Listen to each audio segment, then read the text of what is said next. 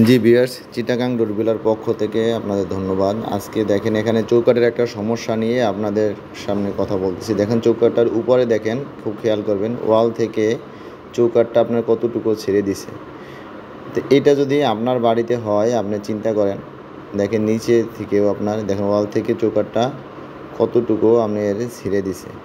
এইটা আপনার সময়ের ব্যবধানে যদি কাঠটা কাঁচা থাকে, এক্ষেত্রে এই সমস্যাটা হয়ে থাকে পরিপূর্ণ না শুকানোর কারণে এরকম হয়। আবার অনেক সময় যদি আপনার কাঠটা পোক্ত গাছের, অর্থাৎ মানে গাছটা যদি একটু হৃষ্টপুষ্ট না হয়, কম বয়সী গাছ হয়, তখনও অনেক সময় এরকম হয়।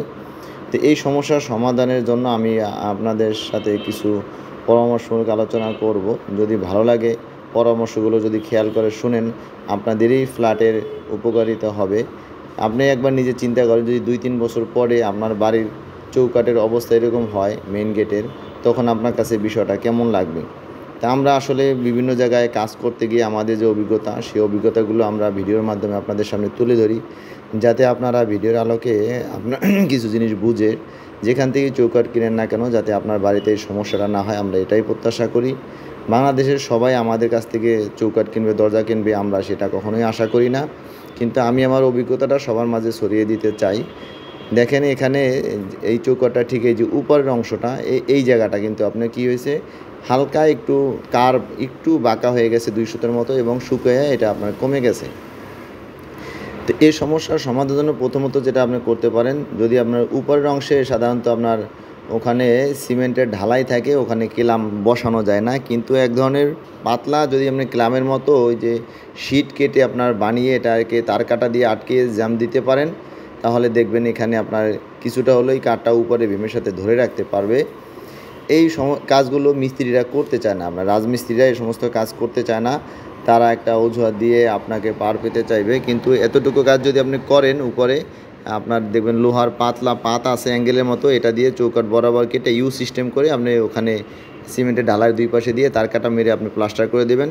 চৌকাঠটা আপনার ওয়ালের সাথে লেগে থাকবে, উপরে কলামের সাথে লেগে থাকবে, ভীমের সাথে। আর পাশে যেটা আপনি দেখছেন যে ওয়াল থেকে ছেড়ে দিছে, এটা হলো কাঠটা আপনার না শুকানোর কারণে। তো যেখান থেকে চৌকাঠ কিনেন, আপনার কাছে রিকোয়েস্ট থাকবে আপনারা পর্যাপ্ত সময় হাতে নিয়ে চৌকাঠ কিনবেন। প্রয়োজনে চৌকাঠ এনে আপনার ওয়ালে জ্যাম দিয়ে, সিমেন্ট এবং খোয়া দিয়ে যে আপনার জামটা দেন, এই জামটা দিয়ে রেখে দিবেন।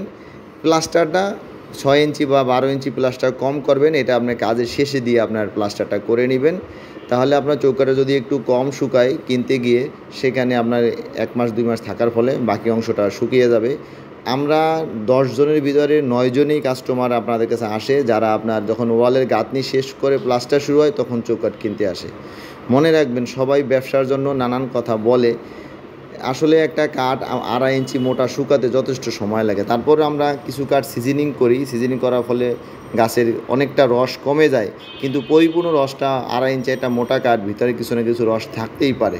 তো এটার সময় আপনাকে দিতে হবে, সময় দিলে পরে সেটা আপনার দূর হয়ে যাবে। তো এই সমস্ত ছোটোখাটো বিষয় যদি আরও কিছু জানতে ইচ্ছা হয়, স্ক্রিনে আমার সাথে নাম্বার দেওয়া থাকবে, আমার সাথে কথা বলতে পারবেন।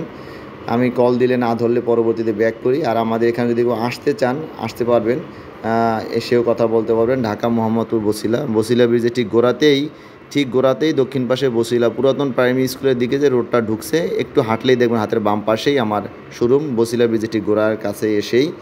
আসার আগে অবশ্যই আমার সাথে একটু ফোনে কন্ট্যাক্ট করে আসবেন, তা নাহলে অনেক সময় আপনারা আসেন, আমি সময় দিতে পারি না।